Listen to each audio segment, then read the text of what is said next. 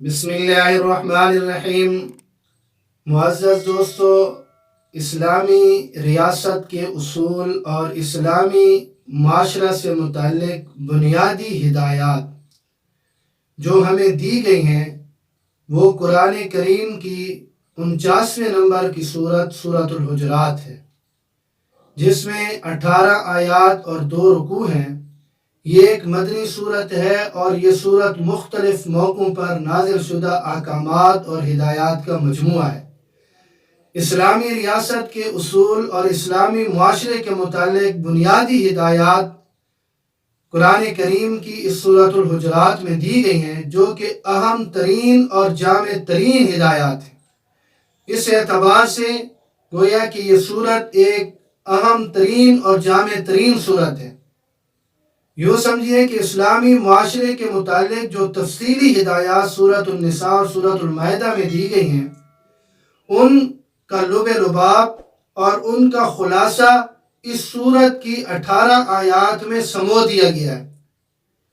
اب یہ تو خلاصہ ہے، لب لباب ہے سورۃ النساء اور سورۃ المائدہ کا۔ سورۃ الحجرات میں کیا ہدایات دی گئی ہیں، کیا اصول سمجھائے گئے ہیں کہ جنہیں سامنے رکھ کر ایک پرسکون معاشرہ تشکیل پاتا ہے، ایک پرامن معاشرہ تشکیل پاتا ہے، وہ ہدایات کیا ہے، ان کا خلاصہ اور لب لباب آپ کی خدمت میں پیش کر رہا ہوں۔ سب سے پہلا اصول یہ سمجھایا گیا کہ بڑے رتبے والا، چاہے وہ نبی ہو، ولی ہو، کوئی بزرگ ہو، آپ کے والدین ہوں، آپ کے اساتذہ ہوں، جس کا مرتبہ اور رتبہ آپ سے بڑا ہے، اس کا ادب اور احترام اور اس کی تعظیم آپ کے لیے لازم ہے۔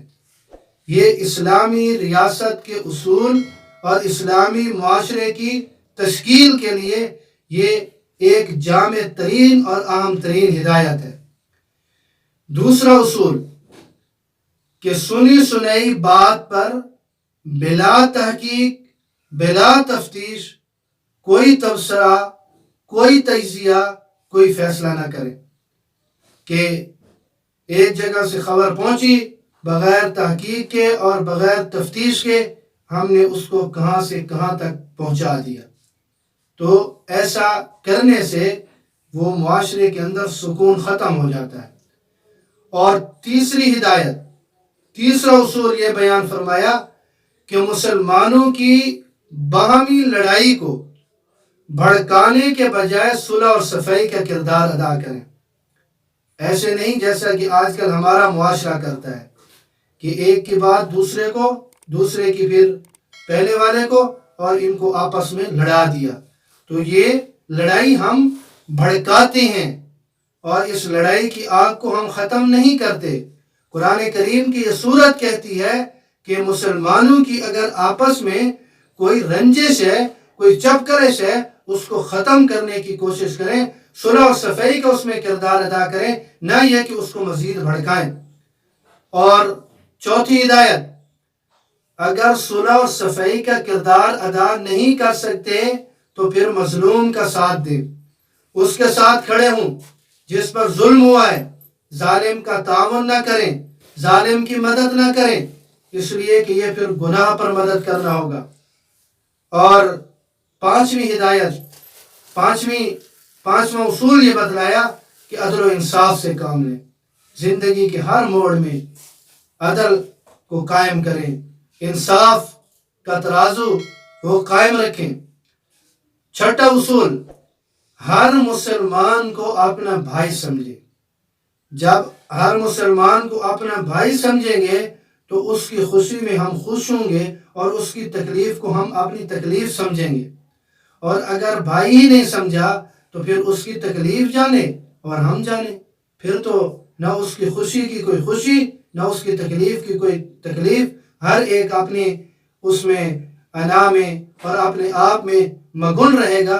تو اس لیے فرمایا کہ یہ اسلامی معاشرہ اور اسلامی ریاست کے اصولوں میں سے ایک اصول یہ ہے کہ اپنے مسلمان بھائی کو بھائی سمجھے، دوسرے مسلمان کو اپنا بھائی سمجھے، اس کی تکلیف کو، اگر اس کے جیسے ایک آدمی کے آنکھ میں درد ہوتا ہے نا تو پورا جسم درد کرتا ہے، تو ایسے اگر کسی ایک مسلمان کو تکلیف ہو تو دوسرے سارے مسلمان اس کی تکلیف کو اپنی تکلیف سمجھے۔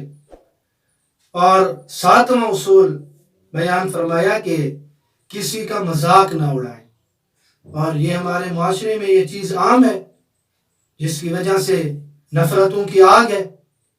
نمبر 8 اصول، کسی کو تانا نہ دیں، اپنی تقریر میں اپنی تحریر میں ایسا انداز نہ اپنائیں کہ بجائے معاشرے کی اصلاح کے، بجائے معاشرے کی تعمیر کے، ہم معاشرے میں تخریب کا کردار ادا کریں، معاشرے کو ہم خراب کر دیں، معاشرے میں ہم نفرتوں کی اور حسد کی آگ کو بھڑکا دیں۔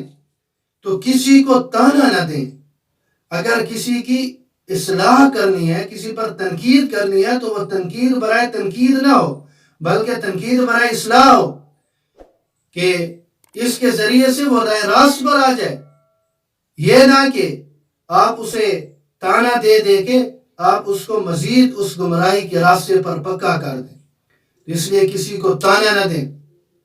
نمبر 9 اصول جو بتایا وہ بھی ایک جامع ترین اور عام ترین اصول ہے کہ کسی کو برے القاب سے مت پکاریں، کسی کو بھی اگر پکارنا ہو اس کا پورا نام لے کر پکاریں، یا اس کے ایسے لقب سے پکاریں، ایسا اس کو خطاب کریں کہ اس کے دل میں آپ کے لیے عزت پیدا ہو۔ جب آپ برے لقب سے پکاریں گے تو اس کے دل میں آپ کے لیے عزت نہیں ہوگی بلکہ آپ کے لیے وہ غصہ ہوگا اور اس کے دل میں آپ کے لیے بغض پیدا ہوگا۔ تو اس لیے ہم خود جو ہے وہ سبب نہ بنیں، معاشرے کے پرسکون بنانے کے لیے، معاشرے کے اندر امن کو برقرار رکھنے کے لیے، سکون کو برقرار رکھنے کے لیے یہ ایک عام ترین ہدایت ہے اور عام ترین اصول ہے کہ کسی کو برے القاب سے نہ پکاریں، برے نام سے نہ پکاریں۔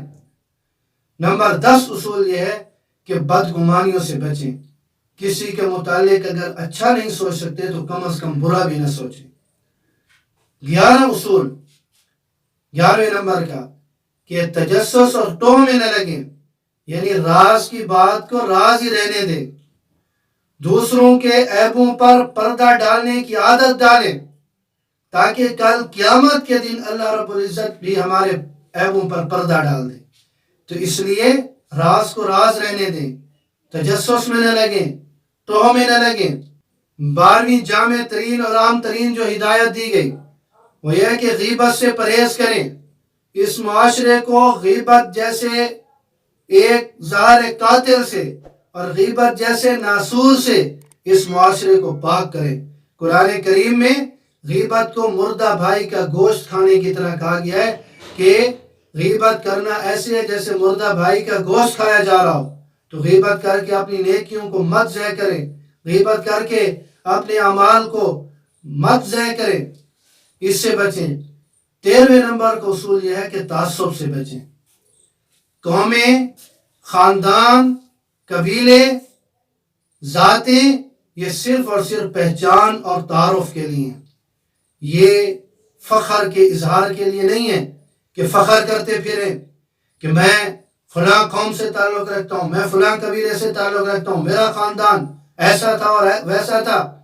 ان چیزوں سے بچیں، عصبیت سے بچیں، تعصب سے بچیں، یہ معاشرے کے لیے زہر قاتل ہے۔ 14ویں نمبر کا اصول کہ تمام مسلمان اللہ رب العزت کے ہاں برابر ہے، کسی کو کوئی فوقیت نہیں ہے، کوئی اللہ رب العزت کے ہاں کوئی رشتہ داری نہیں چلتی۔ اگر کوئی چیز اللہ رب العزت کے ہاں ہے تو وہ صرف اور صرف تقوی ہے، عظمت والا، فضیلت والا، مرتبے والا وہی ہے جو تقوی والا ہے۔ اور 15ویں نمبر پر جو ہمیں ایک جامع ترین اور عام ترین ہدایت دی گئی وہ یہ ہے کہ منافقت سے بچیں، یعنی دل میں کچھ اور ہو، زبان پہ کچھ اور ہو، دل میں بات کوئی اور ہے، زبان پہ بات کوئی اور ہے، اس سے منافقت کہتے ہیں۔ تو اس منافقت سے بھی بچیں۔ یہ آپ کی خدمت میں چند اصول، ان کا گویا کہ خلاصہ ہے، لب لباب ہے کہ اسلامی ریاست کے اصولوں کے لیے اور اسلامی معاشرے کی تشکیل کے لیے بنیادی ہدایات اور جامع ترین احکامات وہ کیا ہیں، خلاصہ آپ کی خدمت میں پیش کر دیا۔ اللہ رب العزت مجھے اور آپ سب کو دین سمجھنے کی اور اس پر عمل کی توفیق نصیب فرمائے۔